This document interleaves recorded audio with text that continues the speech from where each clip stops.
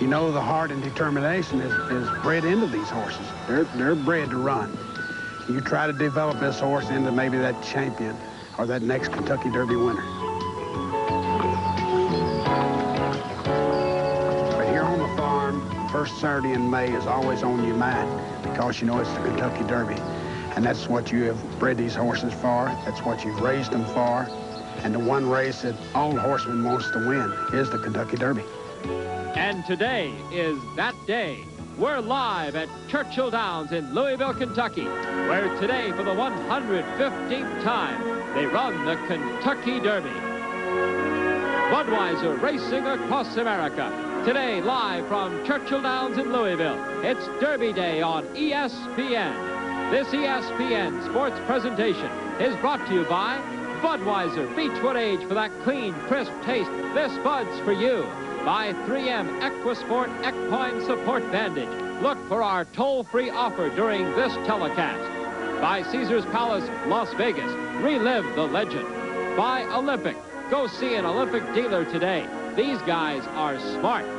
And by the Thoroughbred Racing Associations, assuring the highest racing standards. Churchill Downs is a TRA member track.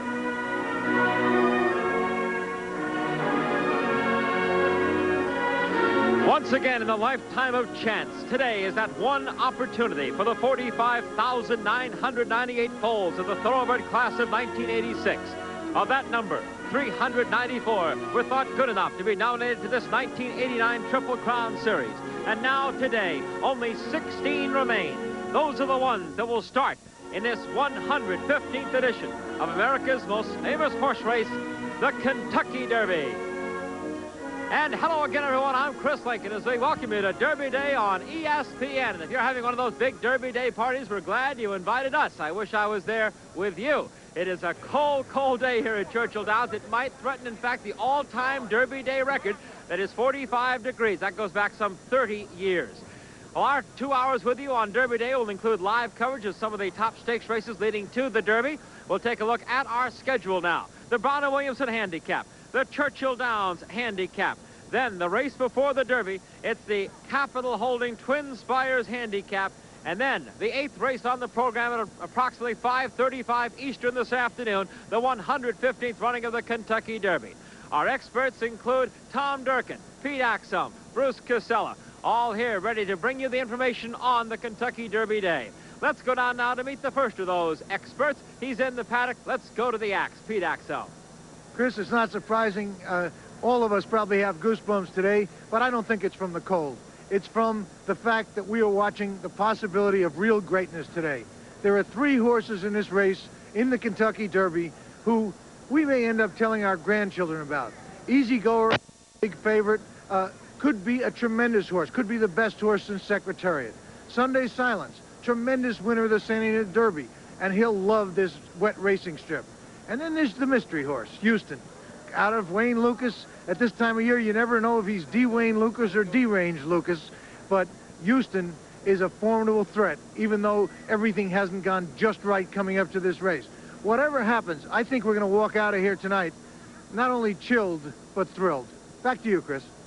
Thank you. And joining us now is the man who was here on the roof November 5th to call the Breeders' Cup for NBC, and it feels like we're back in November. Tom Durkin, your thoughts on the Derby Day? Well, next year I hope they run the Kentucky Derby in springtime. Might be a good idea.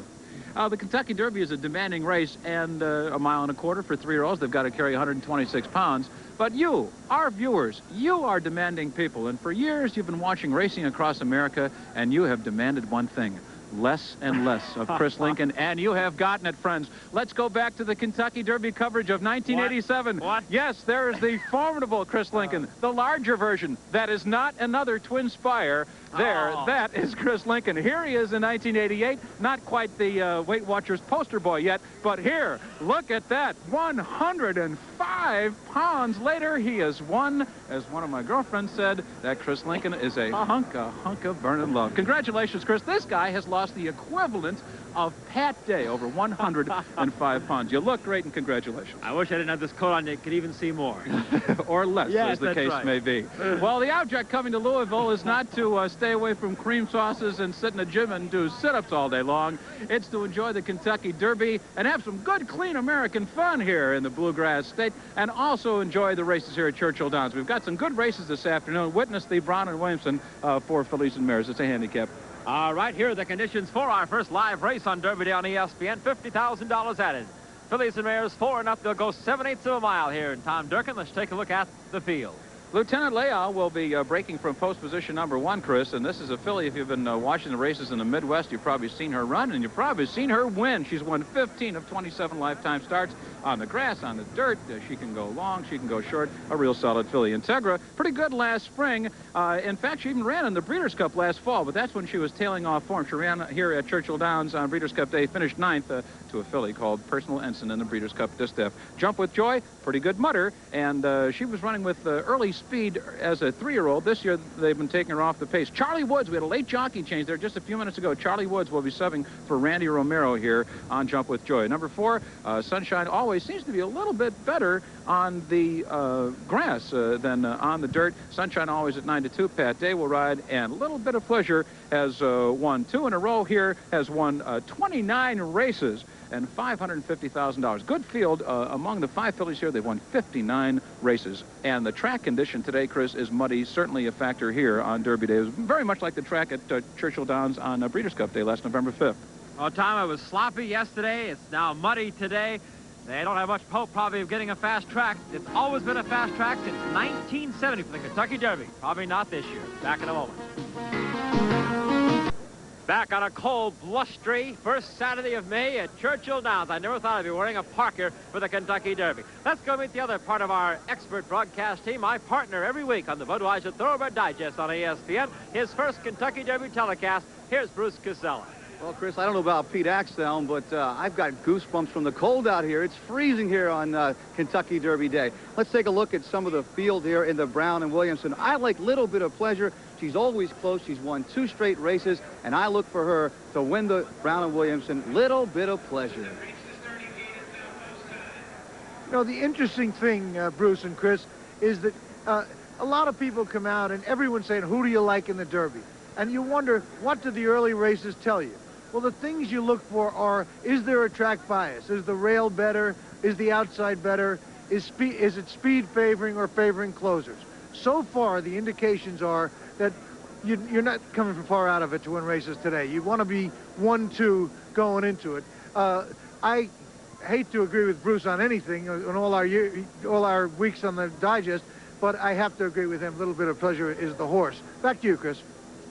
All right, Axe, thank you very much. The Brown and Williamson Stakes, they are loading now. We'll go to Tom Durkin to call our first live stakes race on Derby Day. Tom? Okay, Chris, one by one, they're loading into the starting gate. A very experienced field of fillies and mares here. They're going 7 furlongs over a muddy track. They'll be running out of the chute. They've got a 1 furlong run before they hit the main track here at Churchill Downs. There goes Sunshine Always. Now moving into post position number 4, and finishing out the compact field here is Little Bit of Pleasure in post position number 5, the even money favorite at this point. Standing in line, and they're off. And Little Bit of Pleasure breaks alertly and goes right to the front. And Jump with Joy is away second. Lieutenant Layout toward the inside, and on the outside, Sunshine Always now with good early speed, and Integra is allowed to settle in at the back of the pack. So the 5 of them continue up the backstretch now, and there goes Sunshine Always willingly up to take the lead. A Little Bit of Pleasure now lets her go on by. Now Sunshine Always is opening up here by 2.5 lengths. Farther back in the pack, Jump with Joy now racing third. She's racing a bit off the rail. Lieutenant Leao is now settled in 4th position, about 5 lengths off the lead, and Integra moves to her inside. Now the field has passed the half-mile pole. They've run a 1/4 mile in 23 1/5 seconds. And it is Sunshine Always coasting on an uncontested lead now. She leads by 3. A Little Bit of Pleasure is asked to pick it up a bit in second now. Jump with Joy on the outside is poised in third. Lieutenant Leao is farther back, and Integra still trails the field now as they come to the top of the stretch at Churchill Downs. Sunshine Always. She's well off the rail. Look at these jockeys. They're coming down the center of the race course for the good footing. It's Sunshine Always now in front and driving hard. And here comes Little Bit of Pleasure now, putting in her run. And she's put to a fierce drive for the final furlong. Sunshine Always bracing for the challenge, still there with something left. And Little Bit of Pleasure is trying to get to her. The others are far back, and they're coming to the finish. And it's going to be Sunshine Always come bounding home to a wire-to-wire winner. She won it by 5.5 or 6. Little Bit of Pleasure was second. Lieutenant Leal was third. And you could well see where the jockeys wanted to run in this race. Pat Day had Sunshine Always, and he's having a great day this afternoon. Well off the rail in about the 4 or 5 peth, and won this race in 1:24 and 2. All right, Tom, and what a day Pat Day is having. The king of Churchill Downs on Sunshine Always. Pat Day has just won his 3rd race in a row. He won the 3rd, the 4th, and now he has just picked up his 3rd straight ride here as a winner on Derby Day. We'll take another look at Sunshine Always. There's Pat Day. You'll note those red silks now. So we'll take another look at him, and here he comes down the stretch. Take a look now. As you see, the problem with the stick there is Larry Snyder was trying to get his stick switched, had some problem there, and finally gets into him, but it makes no difference. Sunshine Always with Pat Day. Now gets in one quick right hand with the stick, and the famous Pat Day gentle hand ride is coming to the wire now. As you see, he cocks the stick, puts it away though. He's got this one, another winner, the 3rd in a row for Pat Day, the rider of Easy Goer. We'll be back. Well, there is the man of Churchill Downs, Pat Day, with his customary look to the heavens and a quick wave of the whip for a thank you there as Pat Day has won the Brown and Williamson Stakes, the 5th race on the card here on Derby Day, on Sunshine Always. He also won the 4th race for Frankie Brothers on Appealing Breeze, and he won the 3rd race also for Frankie Brothers on Good Roar. So Pat Day is having a great day. As you see the winner, Sunshine Always, heading back to the barn. Let's go to Tom Durkin now in this replay of the race. They're turning for home at this point. Sunshine Always has been on the lead throughout. And number 5, Little Bit of Pleasure with Larry Snyder aboard. Now, he has a little difficulty with the stick as the field comes down the stretch. And you can see where the jockeys are now. There he's got the whip in his mouth, and then he takes it off. This is a real old-fashioned way of switching sticks. You don't really see that very often. He must have had some difficulty. The filly really didn't respond that well to the left-handed stick. They had to do everything they could to try to get Sunshine Always, and a Little Bit of Pleasure will be second best here. Sunshine Always comes bounding home to a convincing wire-to-wire win here on the 4 or 5 path at Churchill Downs. Let's go down to Bruce Casella. Well, Tom, I have the track superintendent here, Butch Lear, and is going to tell us about this racetrack. Right now, Butch, it's listed as muddy. How's the track doing at this point? Well, it's it's coming along real good. The rain stopped, or it hadn't had any rain for a little while, and the breezes are helping us get this thing dried out. And I think we're going to probably move to pretty close to being in good condition very, very shortly. What have you done throughout the evening, throughout last night, to try to get the track in good condition? Well, we tried to keep the water from getting down into the track, and so far it's held up real well. It's just right on top of it, and if we can get a little sunshine, maybe a little luck, we can get it a little better than what it is now. Well, of course, Sunshine Always won this last race, and Pat Day seems to have it figured out, three races in a row. Yeah, he's doing real good. All right, thank you, Butch. Well, there you go. There you have it. Butch Lear, the track superintendent. It's been 30 years since a Kentucky Derby was run on a race on a track that's been less than good. Let's go back now to Pete Axtell. You know, every year at the Derby, it's a tradition. You bring out the governor and let him or her talk about how much the day means to Kentucky. But in this case, it's a little different. Governor Wallace Wilkinson is a man who has signed into law a bill, one of the most progressive bills to help the industry, just about a year ago, I believe. What is your philosophy on that? Let me tell you, you're talking about the inter-tract wagering, yes. And it's been a great boost to racing in Kentucky. And of course, Kentucky is steeped, as you know, in the greatest tradition of horse racing, and we want to do everything we can do to promote the thoroughbred industry, to help our tracks, to help our horsemen, and we're happy with that bill. It's working, and it's making money, and everybody's happy. You know, we're all winners with that one, Pete. I have to take one negative point. Of course, you won your long shot campaign, which was an incredible, marvelous campaign, but you won it largely with your lottery position, pro lottery, and a lot of us in racing are not comfortable with lotteries. Your feeling on that? We have a terrific game called Dream Stakes, and we've tied the lottery into the Kentucky Derby this year, and I've never seen the kind of excitement generated by a game in my life, as I have this lottery game that's tied into the Derby today. And we're going to go out there in a moment and announce the first Kentucky millionaire from the lottery, and it'll be the person who holds the winning horse in the Derby. So we've tried to be sure, to ensure that it doesn't harm thoroughbred racing by tying the lottery into thoroughbred racing to make sure that it's an asset to the industry and not a liability. We're running short of time, but a quick question. You have any fun today? I'm having fun today. We have great guests, and the Kentucky spirit and Kentucky pride is all around today, and it's just a great day. Everybody in the world would like to be governor of Kentucky today. I sure would. It's better than my job, I think, Chris. Back to you. All right, thank you, Pete. Thank you, Governors. We'll take a look at the official results now. The Brown and Williamson. For those of you who, like our colleague Dave Johnson, like to play jockeys going for their third win, nice payoff. 1280, 360, 240. Pat Day taking Sunshine Always to the wire. 124 and 2. Little bit of pleasure. The favorite, 280 and 220 was second. And the Tenlawa, 260 for third. 124 and 2. The time on a muddy track at Churchill Downs. The sun trying to break out here at Louisville, Kentucky over Churchill Downs. And yes, it is colder than most people expected. Yes, there's already been a little bit of rain, a little bit of hail here. But it is still the first Saturday in May, and there's only one like it anywhere in the world, the Kentucky Derby Day. And that means not only this day, but throughout the week, party after party after party. Well, our party man, Bruce Casella, headed to the infield and brings us an update on the party week with the Kentucky Derby. You know, the Kentucky Derby is more than just a horse race. It means party time. There's parties in Lexington for the socialites, the Madden party, the Whitney party. But the biggest party of all is right here in the infield at Churchill Downs. We've got volleyball playing behind us, where it might not be too unusual to see a human being going over the net.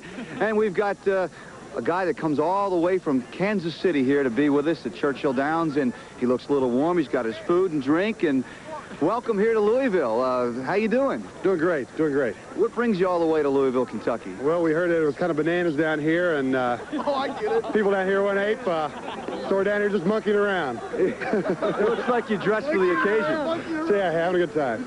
Plenty warm. That's great. I want to relate a story about a lot of us racetrackers who got their start right here in the infield at Churchill Downs. I came from eastern Kentucky, which is about 2 hours down the road, and I didn't want to pay to get in here. So I had a $20 pair of jeans. It cost $15 to get in. I snuck in the fence, ripped my brand new pair of jeans, and lost out. Didn't even get to see a horse race. It was terrible, but it's all part of the Derby.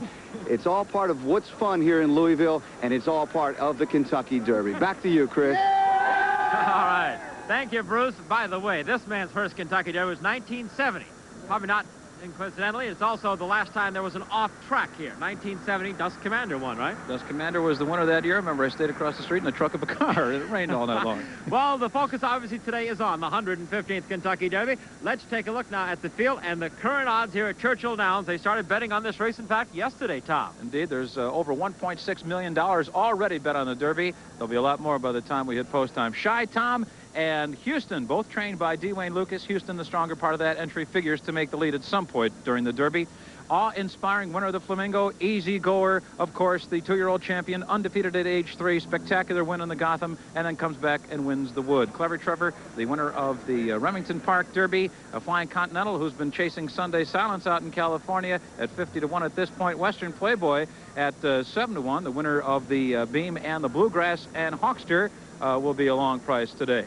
And then rounding out the field, Dancel, winner of the Arkansas Derby, Faultless Ensign, winner of 4 or 5 this year, despite that 50-1. Triple Buck, he actually got within 3 lengths of Easy Goer in the Wood. 40-1 there. Sunday Silence, the strong second choice at 3-1. Irish Actor, a long price. And then 3 horses coupled in the field. They take the 3 least likely horses to win the race. Then they group them together and you get 3 for the price of 1 in case you're bargain hunting there, Mr. Lincoln. Well, people thought that Easy Goer might scare away a lot of horses, but we have 16. They'll have 2 gates out there today.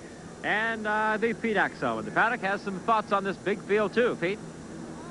Chris, one of the reasons that we love this game so much is there's always a subplot to every race, in fact, to every horse. And the fascinating subplots of Easy Goer, you could go on forever. But let me just briefly talk about one. The Phipps Dynasty.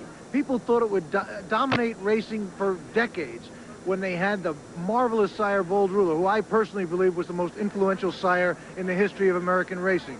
And I was there when I saw Bold Ruler with a tube in his throat. He had cancer of the throat, and he finally had to be humanely destroyed. When he left, the dynasty crumbled. Racing isn't that easy a game. But now the Phippses have come back. They've done it with very careful breeding, but more than that, they've done it by hiring a trainer, Shug McGahee, who is always right on schedule.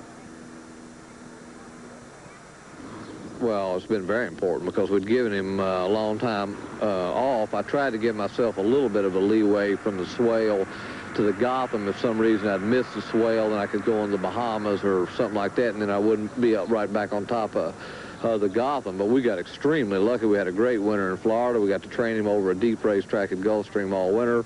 He got ahead of me about the middle of February. I started realizing, I said, this horse is fitter than I thought it was. And he proved it when he ran in the swale. He outran himself, I think, that day. And then when we came from the swale and started training him to the Gotham, he trained like I'd never seen a horse train before. Then he ran, you know, some kind of a splendid race in the Gotham. Imagine the wonderful luxury of having a horse that can win the Gotham and the Wood in New York, and in the meantime, just picking up the incredibly prestigious Flamingo Stakes in Hialeah. That horse is awe-inspiring.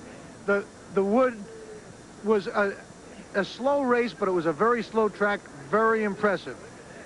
The Flamingo was also a little slow, but awe-inspiring is just getting better and better all the time. From the Fountain of Youth to the Everglades, we gave him 5 weeks, and he ran a terrific race in the Everglades to win. Then we banged him back in 2 weeks in the Flamingo.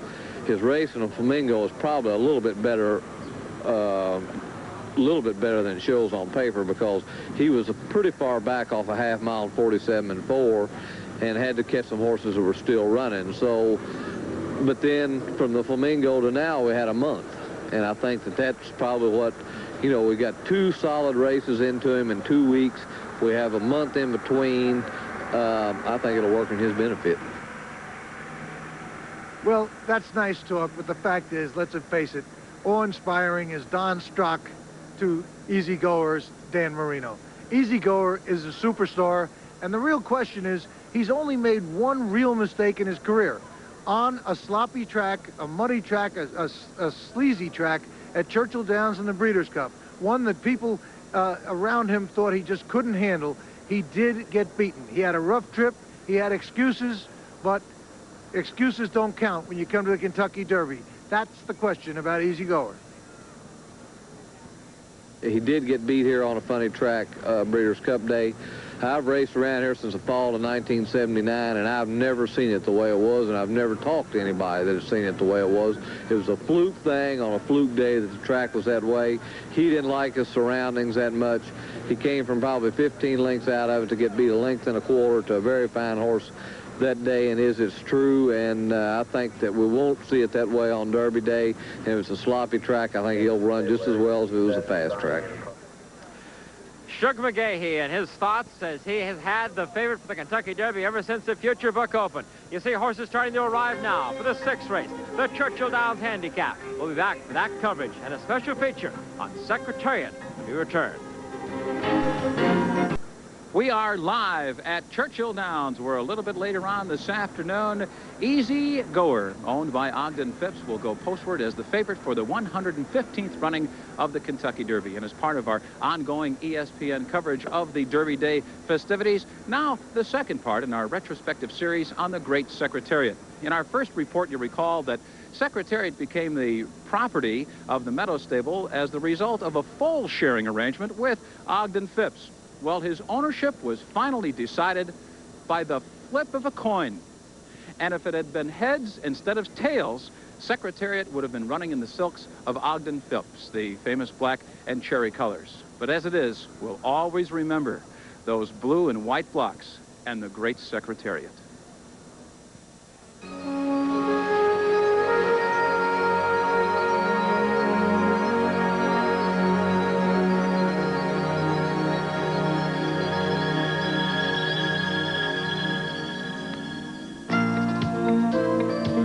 The Secretariat Express to the Kentucky Derby was derailed in his final prep race in New York, the Wood Memorial. Trainer Lucian Lauren's entry mate, Angle Light, led all the way and held off Sham to win by a head, with Secretariat a victim of the slow pace, finishing third, 4 lengths back. Owner Penny Tweedy vividly remembers her reaction to the defeat. Despair. What could have gone wrong, and just a lot of worry. For Penny, the upset in the wood was like a release valve. In a sense, it took pressure off because he was no longer unbeatable. Now he was just another candidate for the race. You never want to lose a race, but it did make it easier for us to have him be beaten before we went to Kentucky. But there was no relief for trainer Lucien Laurent. Rumors ran rampant that Secretariat was not sound. He had bad knees. He didn't have the right breeding. There was a lot of rumor around that the Booloo wouldn't go over a mile. Lucky he just, like the rest of them, wouldn't go a mile and 8, wouldn't do this, wouldn't do that. And Mrs. Tweedy, such a wonderful sport, she says, well, what do you think, Lucien? Well, I says, Mrs. Tweedy, I think he'll go to a mile and a quarter. Good afternoon. This is Churchill Downs, Louisville, Kentucky, on this first Saturday in May, 1973. And as Secretariat came on the track, his fans showed their support, making him the 3-2 favorite. But still, there were the doubts. Secretariat, number 1A, walked quietly into post position 10 in the 13-horse field, and then into Derby history.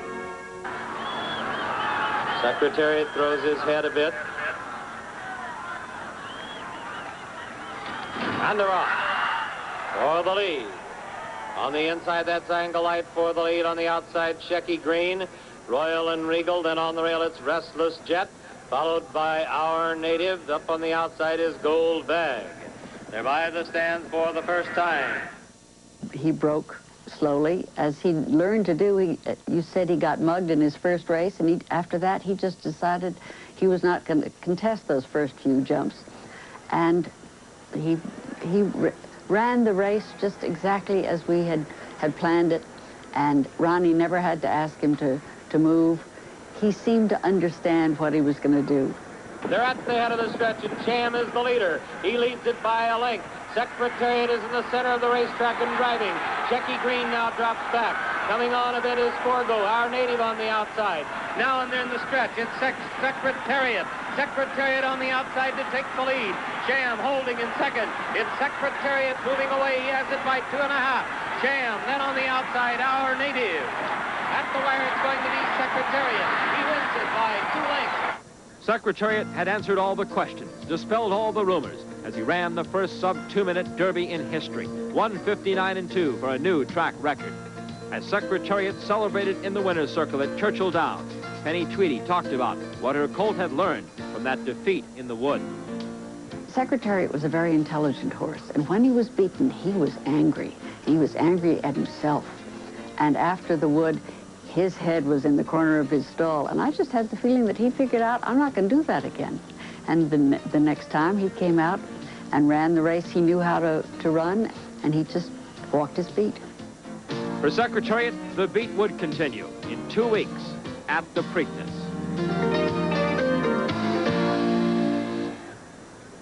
And we hope you'll join us on our ESPN Preakness special for another feature on Secretariat. You know, just down the way here a bit is the Kentucky Derby Museum, enshrining some of the great moments of America's greatest race, including, of course, Secretariat 16 years ago.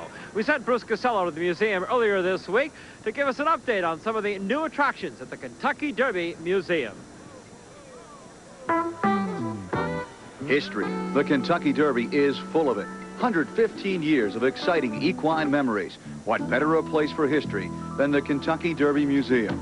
Among the newer items on display, there are trophies and more trophies, from all of Nashua's great triumphs to Carryback's big Derby victory. If you're into art, many of you will want to see the caricatures drawn by Peb, the well-known daily racing form artist. His work is on display in the Horseshoe Gallery through July 20th. There are also other items which has become a mainstay in the museum. Get your picture taken on a horse in a real starting gate, or see Spendabuck's Derby saddle. But the real eye-opener of the museum is the updated slideshow that'll bring tears and smiles, and the reason for being there, Kentucky Derby history. If you're in the Louisville area, be sure to make plans to attend this fascinating racing event. Thank you, Bruce. The Kentucky Derby, the most talked about, the most written about, and the most photographed sporting event in America, perhaps. The cameras are lined up, awaiting the start of the 115th Kentucky Derby. You're looking at a live shot of Churchill Downs. The top deck area there is famous in sport. It's known as Millionaire's Row. And that place is usually packed with those upper crust type folks who are looking out over the scene at Churchill Downs on the first Saturday in May. Not today. Not as temperatures in the 40s, a brisk wind blowing. When you're rich, you can afford to be warm. Let's go down to the paddock now to another poor soul, Pete Axel.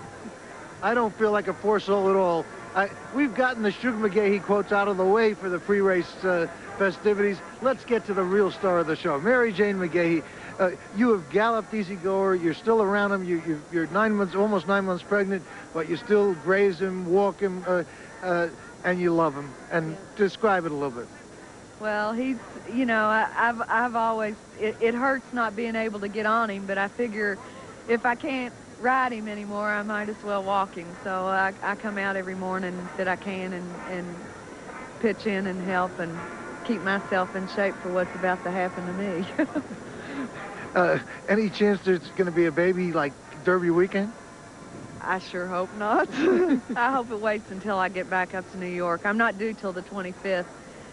They predict that it will probably be a little bit early, but I don't think it's going to be 2 weeks early. But meantime, you're having a pretty good time here. Yeah, I could be a little bit warmer, but other than that, I'm okay. But you haven't cried yet.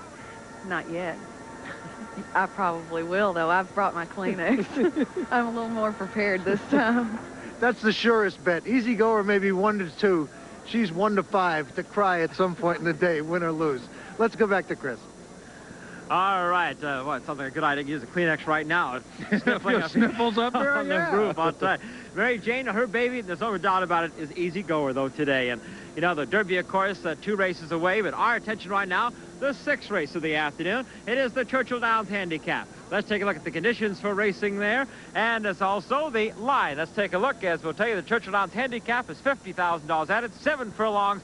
Thoroughbreds 4 and up, and Tom Durkin with the big field. Temptation Time, part of an entry here trained by William Hendrick, along with Salud y Pesetas. They're at 8 to 1, and both fairly good sprinters, although Temptation Time the stronger of those two. And Buck Ford, very consistent, like most of the horses in this race. He's won 5 of 12 starts.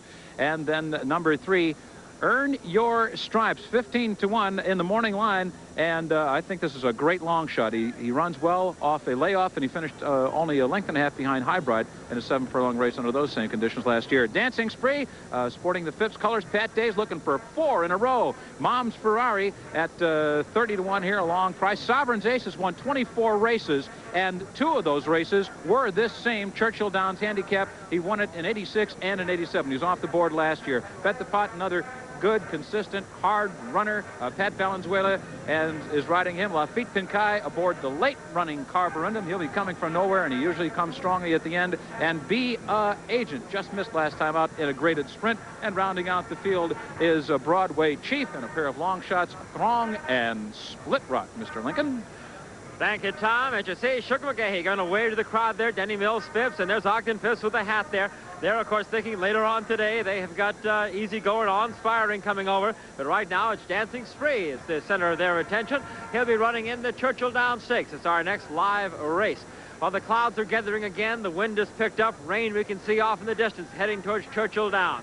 So probably a good place to be is a Derby party. And one of the greatest is in Las Vegas at Caesars Palace. Ralph Sirocco standing by now with a report on the party at Caesars. No matter what the track conditions are in Kentucky, conditions are fast here at Caesars Palace in Las Vegas. The people are starting to arrive. The anticipation is building for the biggest Kentucky Derby party outside of the Commonwealth of Kentucky. With me is the man who sits atop this thoroughbred of resort hotels, the president of Caesars Palace, Dan Reikards. Dan, a big day out here today for the Derby. Ralph, right you are. It's great to be with you today. Track conditions are indeed fast at Caesars Palace, as literally thousands of fans are arriving here today to be with us on this historic racing day, to watch Churchill Downs on dozens of giant screens at Caesars Palace. Now, I understand that the Kentucky Derby is second only to the Super Bowl as far as big days here in Las Vegas. That's correct. The Kentucky Derby is the single largest racing event outside the Super Bowl, and we're very pleased to have played a very historic part in that event. Caesar's Palace, who is the trendsetter in racing sportsbook in our industry in the state of Nevada, started live racing in 1983, and we're very proud of that fact to make today possible here at Caesar's Palace. Well, yeah, now with the advent of satellite television racing, the racing industry is really an integral part of the gaming community here, isn't it? Indeed it is. As you may have seen since you've been with us at the Palace, we've expanded our racing sportsbook to give even a more exciting environment to our many racing fans. Okay, we're here at Caesar's Palace, and they're arriving for the show. We'll be inside in the party room later on with another report a little bit later on. But for right now from Las Vegas, this is Ralph Sirocco taking you back to Churchill Downs. All right, Ralph, thank you much. And we congratulate Caesar's Palace. They're also the host of the Great Sport of Kings dinner late in December to honor the racing champions. I'm sure they'll have one out of this race today. Back in a moment. Another Breeders' Cup Championship moment. As the November daylight faded at historic Churchill Downs, Ali Sheba sought to capture the $3 million Breeders' Cup Classic and become the richest thoroughbred in racing history. Ali Sheba with a short lead. He's unyielding, seeking to go. A final move as they come to the wire. And Ali Sheba, America's horse, has done it. For Horse of the Year, Ali Sheba, this was his Breeders' Cup Championship moment. Some of the infield activity here at Churchill Downs. The wind is picking up. There you see some of the folks here covered up as best they can to try to stay warm. I know exactly how you feel. Brown and Williamson racing earlier today. The Churchill Downs is coming up next. That's about 10 minutes away. In the meantime, let's update you again on some of our Kentucky Derby contenders. Let's go, and this sounds nice and warm, to California and some of their racing stars.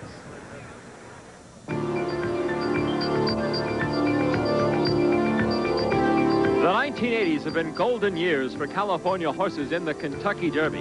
In fact, the last three Derby winners, Winning Colors, Ali Sheba, and Ferdinand, were all California-based horses. This recent West Coast success string started with the Grandmaster of California racing, 76-year-old Charlie Whittingham. Charlie, here in the Churchill Downs paddock with his 1989 starter, Sunday Silence, hadn't run in the Derby in over a quarter of a century before Ferdinand won the Roses in 1986.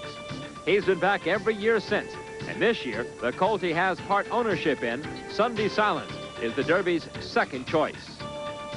Well, I've got quite a lot of confidence in Ferdinand, and also this horse. I think we're in very good shape. This horse is a much quicker horse than Ferdinand was. You can get a position early, and which will help when you have a big field. But Ferdinand was shuffled back to last, but he still come on and won. I hope this horse has as good luck as Ferdinand did.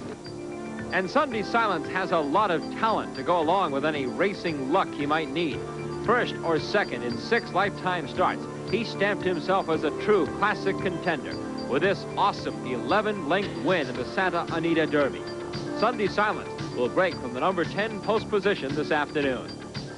This horse can get a good position early, and our rider, Patrick Benzawell, is a very quick gait rider, and he's usually got a good position in a race, so we're in good shape. And if it rains, it won't bother us any. He's run well in mud.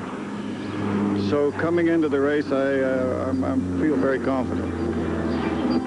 Confident is a word that is often used around the nation's leading trainer, Dwayne Lucas. And he has always had confidence in Houston, the big, good-looking son of Seattle Slew, who is living up to his $2.9 million price tag when he rolled over the field in New York at the Bayshore, winning by 10.5 lengths. But upon returning to California, he ran a troubling and mysterious 5th in the Santa Anita Derby, beaten almost 17 lengths. Then, just a week ago, on opening day here at Churchill Downs, he bounced back like the old Houston to easily win the Derby trial. Lucas knows one thing for sure. His colt is in better shape for this Derby than he is. Well, Chris, that's the main thing, that the horses are all in good shape. My back's been bothering me, but I know one thing. I can get in the spring in my step if this horse will run like I think he will. Well, the people like him, too. They've gone from 8-1 down to 7-2. Third choice right now, the Lucas entry. Well, some umbrellas are up. It has started to rain. The wind has picked up. I think we've already made Derby history. This is probably the coldest day in at least recent history in the Kentucky Derby, more than 30 years, and temperatures are in the 40s back in the late 1950s. But that doesn't deter us from this message from Tom Meeker, the president of Churchill Downs. Hi, I'm Tom Meeker, president of Churchill Downs, and I want to welcome you to the 115th running of the Kentucky Derby. You know, the Derby is more than just a race. For those of us here in Louisville, Kentucky, it's the first rite of spring. It's hats, it's celebrities visiting our racetrack, and it's a week-long celebration known as the Kentucky Derby Festival, encompassing 80 events run throughout our city. And the Derby is something special to all of us, and we at Churchill Downs are proud to be the host of the Kentucky Derby. We're just as proud being a member of the Thoroughbred Racing Association. I might have picked a bad year to lose weight. It is really blowing up here on the roof at Churchill Downs. Well, one of the outstanding men covering this Kentucky Derby today, as he has for so many years, is Billy Reed, a columnist for the Lexington Herald. He's also the president of the National Turf Fighters, a contributor to Sports Illustrated. We've known Billy for a long time. He's got a lot of perspective on America's greatest race, the Kentucky Derby. Here's Billy Reed.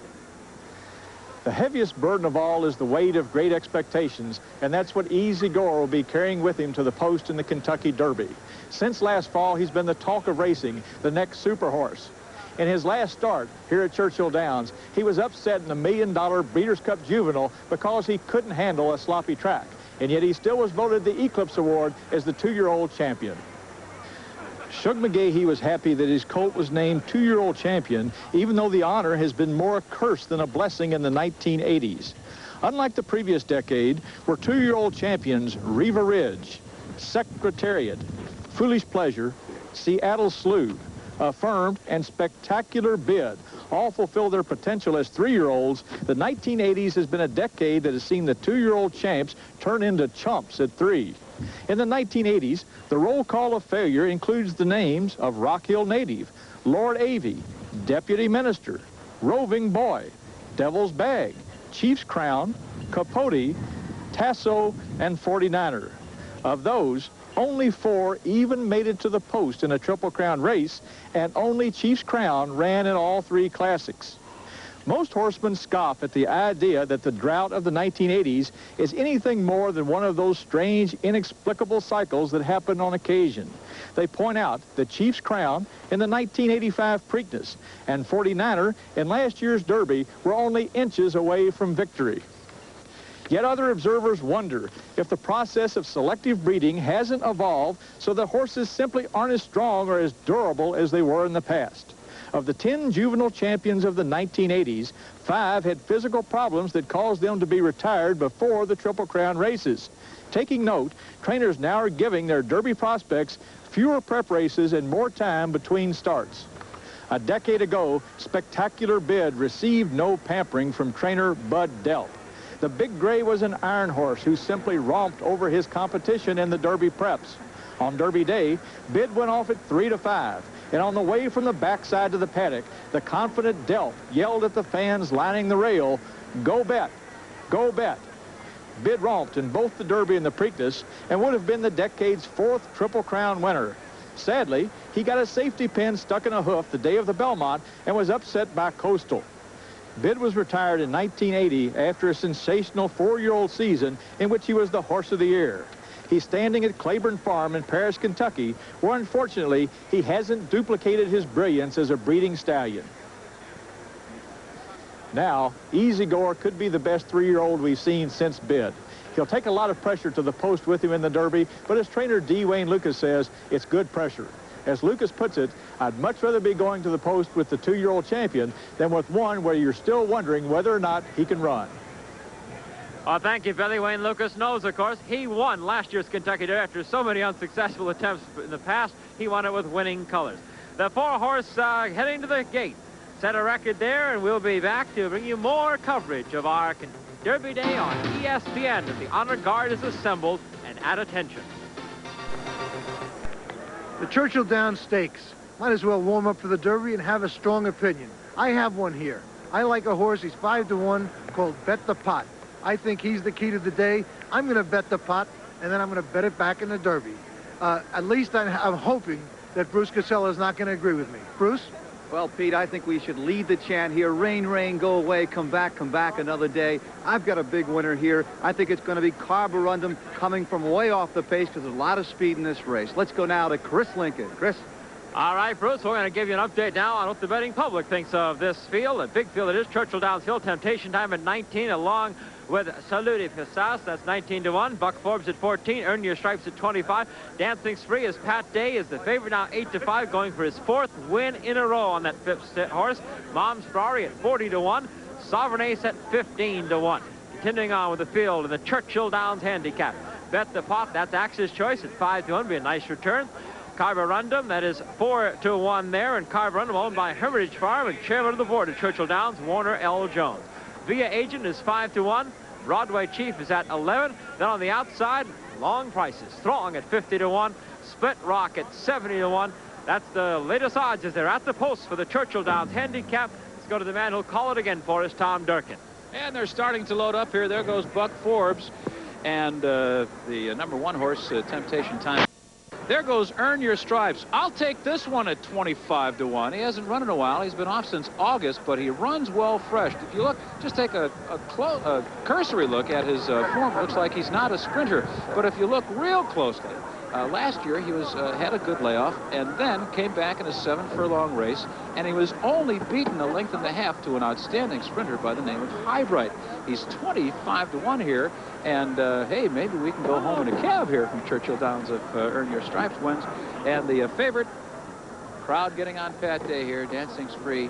He is 8 to 5 as Be a Agent strides into the starting gate. Very well-mannered group of horses here. They have a lot of experience going into the starting gate. This group has won 90 races among them.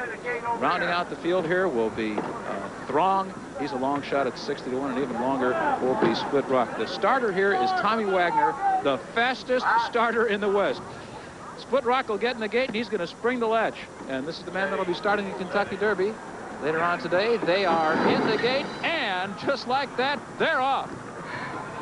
In the middle of the pack now, there goes Earn Your Stripes. He's away quickly, and emerging with the lead, Temptation Time. Sovereign's Ace is right in there fighting now to dispute the early pace with Temptation Time. Bet the Pot right there, poised on the outside, racing in 3rd position. Buck Forbes is now 4th toward the rail.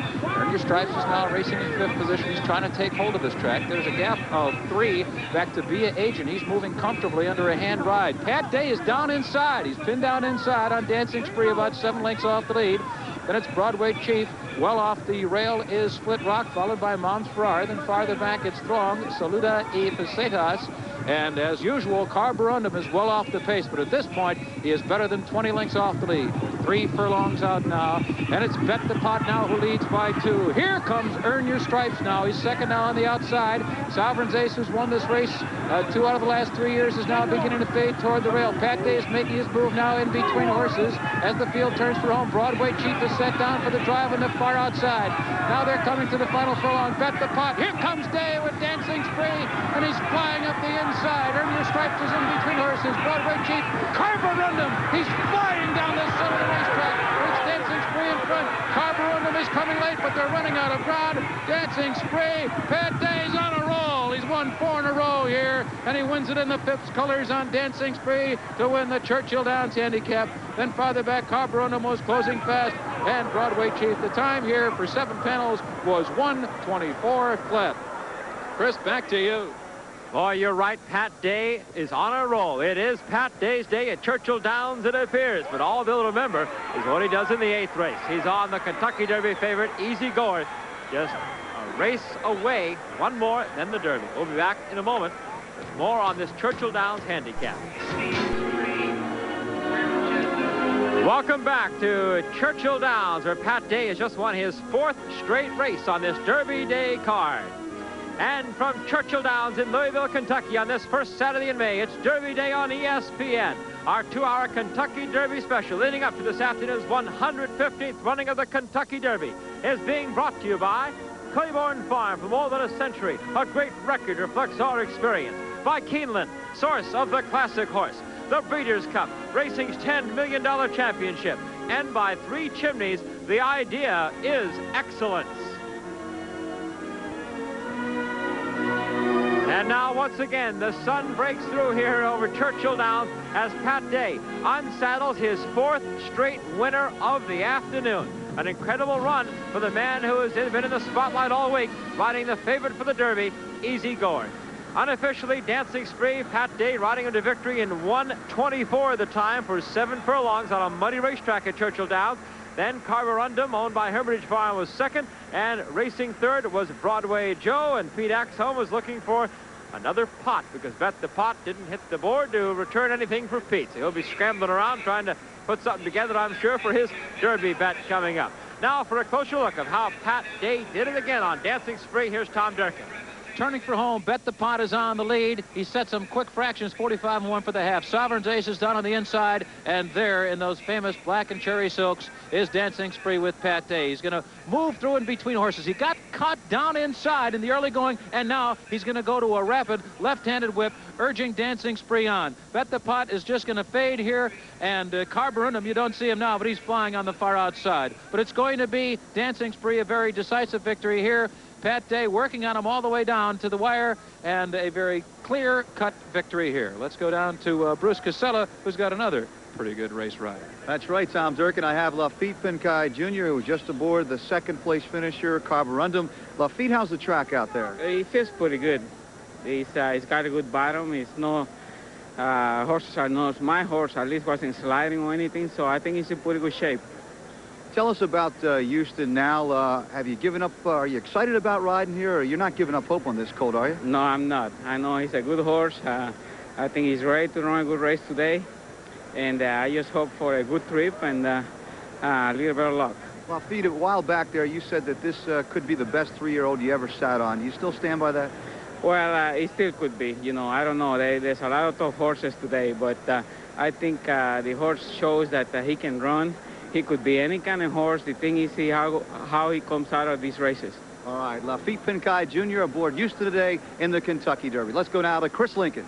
All right, thank you, Bruce. And as you look at Pat Day, whipping and driving on Dancing Spree, winning the Churchill Downs Handicap, let's give you the official prices for the race. Dancing Spree, $540, $340, $280 as he covers the 7 furlongs in 1:24. Carborundum with Lafitte Pinkai, $420 and $340. Then Broadway Chief, $4.60. Well, the Kentucky Derby is certainly a race that is surrounded by history and tradition, and with some interesting stories. None more interesting than this one that goes back over 100 years. From Montana historian and author Susan Nardinger, a report on a very special horse in the Kentucky Derby. This is the Big Sky country of Montana.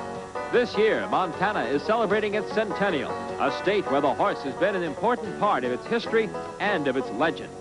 One such legend of this land ties to America's most famous race, the story of Spokane, Spirit Horse of the Rockies, the only Montana bred ever to win the Kentucky Derby 100 years ago, 1889.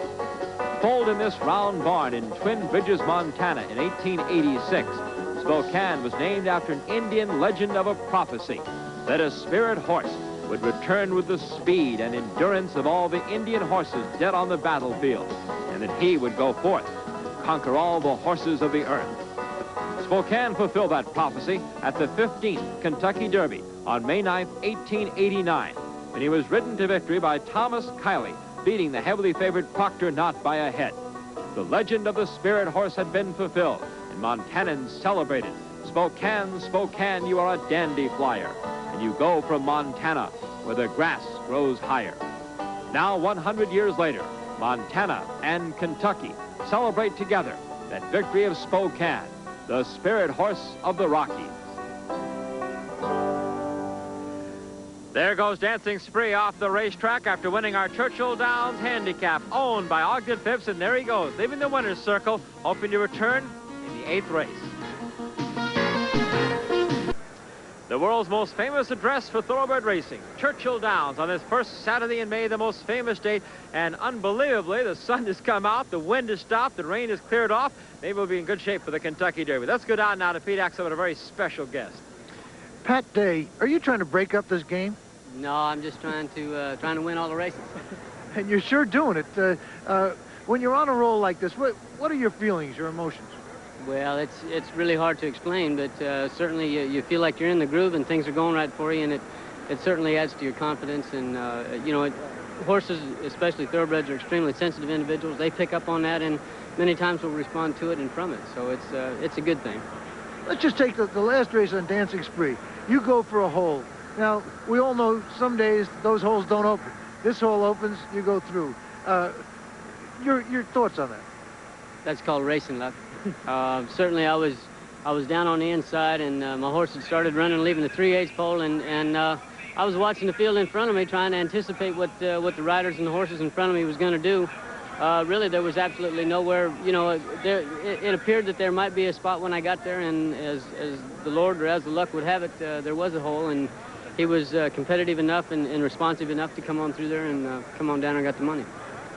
Okay, let's talk about racing luck, breaking from a 14 post. Can you keep this going with the big horse? Well, I certainly hope so, and at this point in time, I certainly feel that I can. You know, the 14 post position I don't think is going to be any problem, Pete. I anticipate him breaking well. He's every race this year he's broke better than, somewhat better than he has the race before, and I think that he'll continue in that vein, you know, in that direction. I expect him to break well today. Certainly expect to be in contention early down in the first turn, and with the amount of speed there is in the race, I certainly don't anticipate being on the lead. It looks like I should be possibly 4th or 5th down in the first turn, but be able to get down in there with a minimal amount of jostling around and fighting for position. And as I've said many times, he's a very responsive colt, and if need be, we could use him just a little bit to get a position and hopefully avoid some of the brush piles, as we call them, amongst the riders. When you get in behind horses and you know, in the middle of a bunch of horses, we call that a brush pile. I'm hopeful that I can avoid those today. You may notice this man's covered with mud and still looks awfully comfortable in this black and cherry red of the Phipps stable. Pat Day having a sensational day. Let's go back to Chris. Thank you, Pete. One of our favorite riders, too, Pat Day, also the subject of a nice feature article in Sports Illustrated, the way he has come back and turned his life around with the help of the Lord, and he's very upfront about that. We've just had a scratch in the Kentucky Derby. Just been notified. All of you holding number 12 in your office pull, you're out of it. Notation has been scratched. Not really a surprise. The connections, the owner, Joan Johnson, had told us all along that with an off track that they would not run their colt today. So Notation, a horse that ran very well, winning the Lexington Stakes and an upset at Keeneland a few weeks ago, has been scratched from the Derby. Our field is now 15. He was to break from post 12. We'll try to find out whether they'll move everyone in. We'll find out about that for you. Well, Notation, just one of many who is hoping for a Kentucky Derby dream. Tom Durkin's going to update us on some of the other top Derby contenders threatening Easy Goer. Western Playboy's road to the Kentucky Derby has been a rocky one. Earlier this spring in Florida, he overcame a respiratory virus before shipping to Kentucky for his 2 final Derby preps. Here in the Jim Beam Stakes at Turfway Park, he will overcome traffic problems and win game lead. Ridden this day by Pat Day of Easy Goer fame, he was in behind horses the whole way. In tight and steadied, he boldly bulls his way through an opening in the final furlong to register a 1.5 length victory on a track listed as good. It was not the easiest trip, but nothing like the slugfest in his final Derby prep 2 weeks later. On a dreary day in Lexington, Kentucky, he caught a muddy track, and he also caught a right hook from Dispersal at the top of the stretch in the Bluegrass Stakes. Randy Romero now riding Western Playboy. The right hook stuns him, but no knockdown. Then Dispersal delivers a right cross. Staggering but determined, the son of Playfellow courageously goes the distance to win the Bluegrass Stakes. His latest trouble has come in the form of an infected left hock that has concerned Harvey and Nancy Veneer. Just one final obstacle on a difficult road to Louisville. The road through Arkansas to Louisville is always a popular one. This year's Arkansas Derby did not produce the favorite for the Kentucky Derby as it has twice in recent years, but it did produce 3 contenders: Dancel, Clever Trevor, and Irish Actor.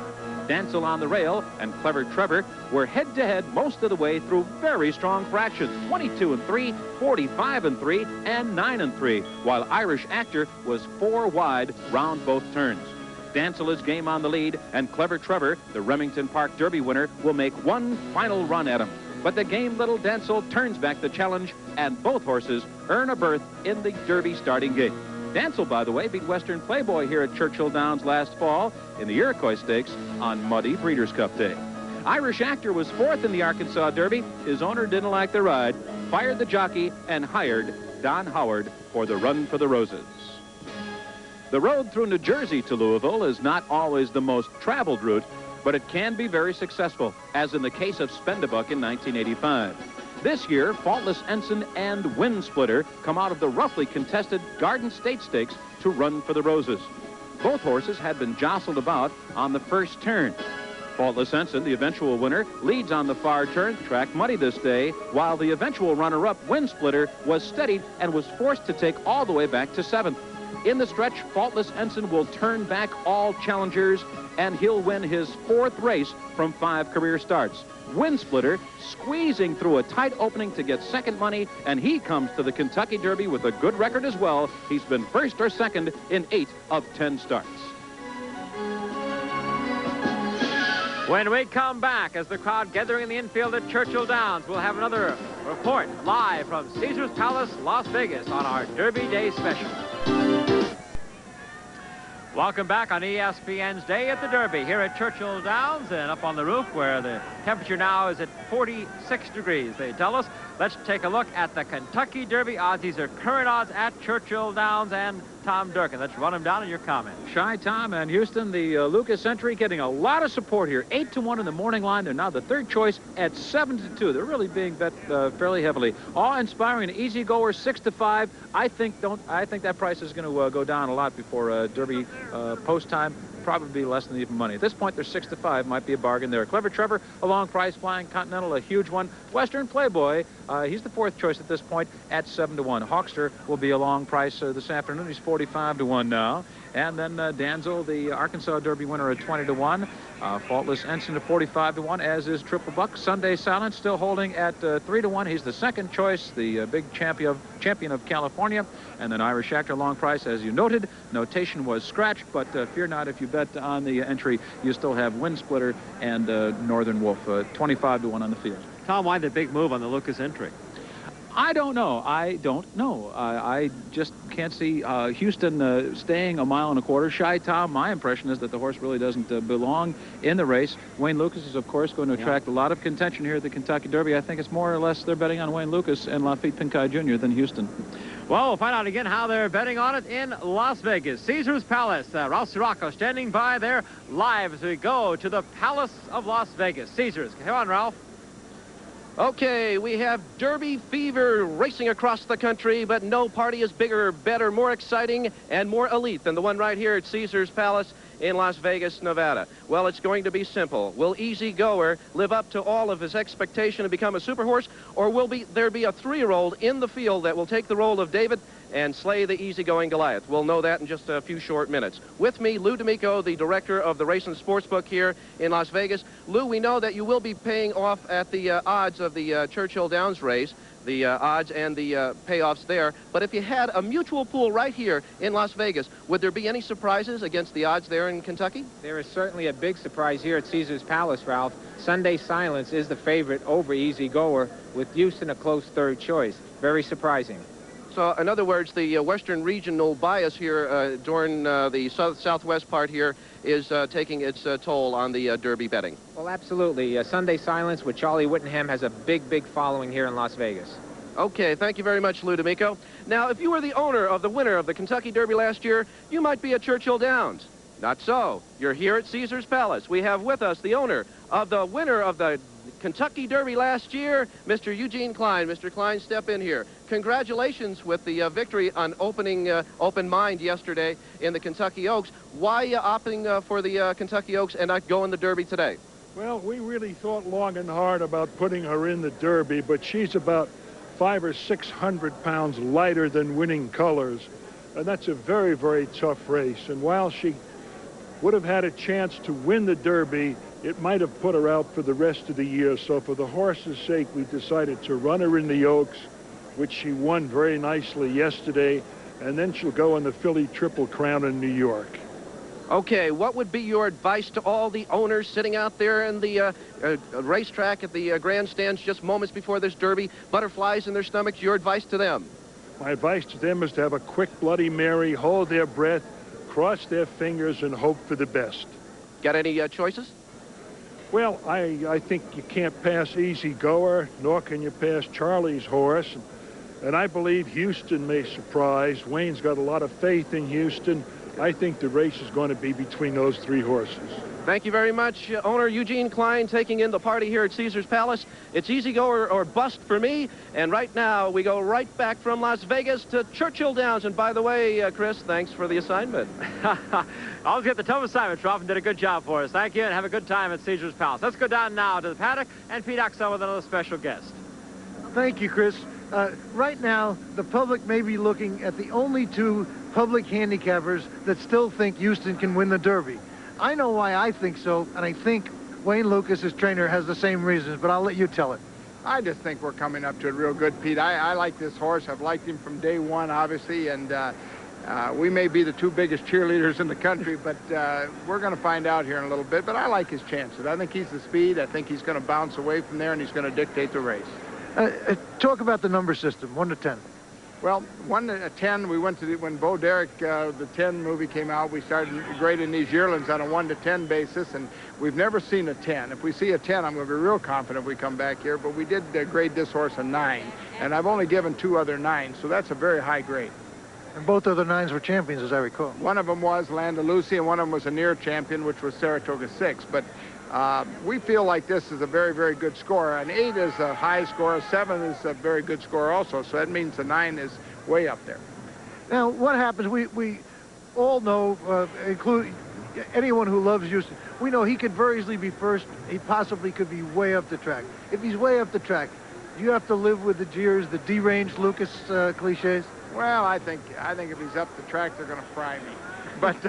But they might take you with me too, Pete. You got to be careful. I don't know. I think that the horse is going to run a credible race. I think he's healthy and he's back on form. He had a good trial here, and I just don't think he's got a clunker in him. I think he's just a better horse than that.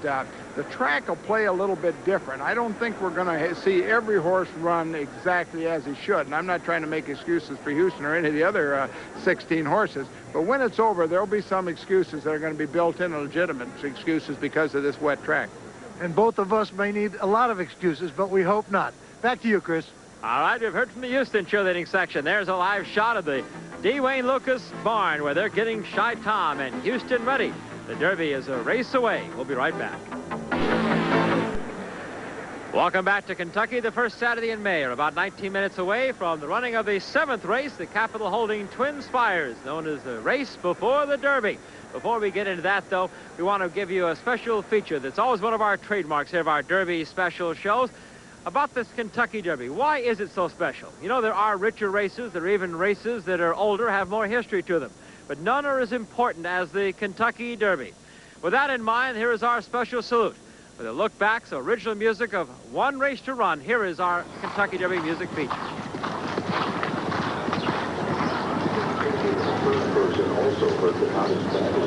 And now the time has come.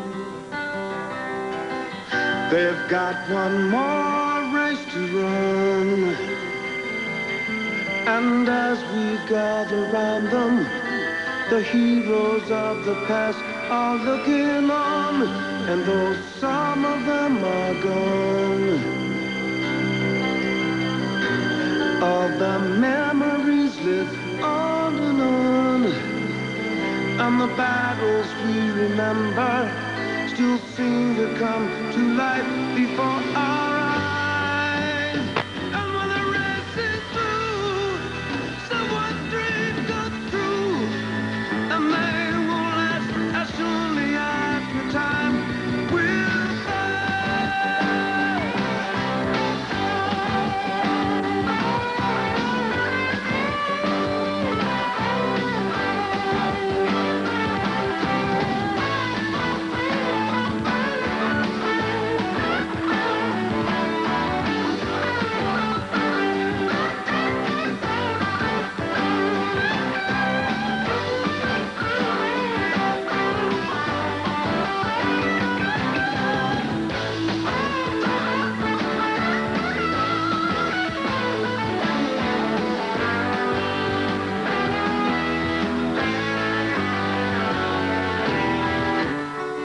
the #1 race. If you play a word association game and you say horse racing, everybody in America is going to say the Kentucky Derby. It is the race. I think that if you can win the Kentucky Derby, I don't think you can ask for no more. Lump in my throat, tears in my eyes, coming up roses.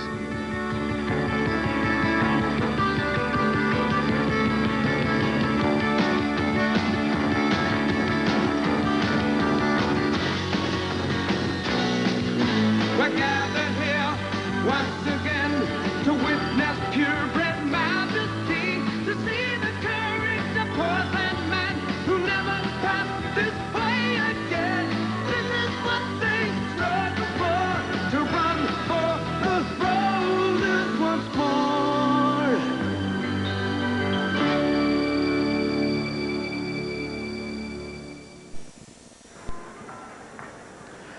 The gate is set for the last race before the Kentucky Derby at 1 1/8 miles. As we welcome you back to Churchill Downs, here are the conditions for the Capital Holding Twin Spires. $50,000 added, 1 1/8 miles for those 3-year-olds and up. And let's go down to Bruce Casella now to introduce you to the field for the Capital Holding Twin Spires. Bruce? Well, Chris, the track is still muddy here at Churchill Downs, and we have a short but sweet field in the Twin Spires. Let's take a look now. #1 is R.B. McCurry, ridden by Jose Santos. He finished 2nd out of 6 of the last 7 times. Ala Crypta Clearance, so he likes to finish 2nd. #2 is Happy as a Lark Tomas, ridden by Patrick Valenzuela. He is back in the dirt after racing on the turf. #3 is Fast Forward, ridden by Craig Perret. He will be on the lead and should control the pace. Now, if he gets out there, look out for Fast Forward. #4 is Set a Record, but he has been scratched due to the turf here, or the track surface. #5 is Classic Account, ridden by Patrick Day. Classic Account beat Brian's time and Regal Classic in his last time out. Now let's go back to Chris Lee. All right, thank you, Bruce. With me now, Irv and Nancy Bailey. Irv Bailey is the president, the CEO of Capital Holdings. Also a pretty good handicap. We'll get to that in a moment. First, Irv, your comments about your sponsorship and about Capital Holdings' involvement here in this race at Churchill Downs. Well, Chris, this is our 4th year here sponsoring this race, and it's a great opportunity for us to really support Churchill Downs and support Louisville. We're the largest corporation in Kentucky. We employ 2,000 employees here in the Louisville area, and it's just a great way to be supportive of the community. Well, now last year, on a warmer afternoon, you picked Bowie to win your Capital Holding Twin Spires. So, you got a winner for us this year? Well, I'll tell you, I really do like Classic Account. Of course, Pat Day is riding Classic Account, and he rode Bowie last year. Classic Account has taken the last two races that it's won. Both were graded races against some tough competition. And I think he's going to be a winner. All right, there it is from Irv Bailey, the president CEO of Capital Holding. He likes Classic Account, the 5-horse in the Twin Spires. Nancy, let's look ahead to the race after this one. Of course, the Kentucky Derby. How about your pick? Well, I think I have to go with Sunday Silence because I hear on a messy track he might have an edge. Irv, Nancy, Betty, thank you. Thank you for your support of racing. Capital Holding, enjoy the races today. Let's go to Pete Axel. Chris, you know no Derby would be complete if I don't find some country music star to interview. Waylon Jennings is with me, and Waylon, Billy Joe Shaver wrote the lyric, and you sang it so beautifully. Lovable losers, no-account boozers, and honky-tonk heroes like me. And do you think that defines most of us that are out here today? I think so. Anybody that's out here today, you know, it's bound to fit them, you know, and I'm having a good time, and I think you are.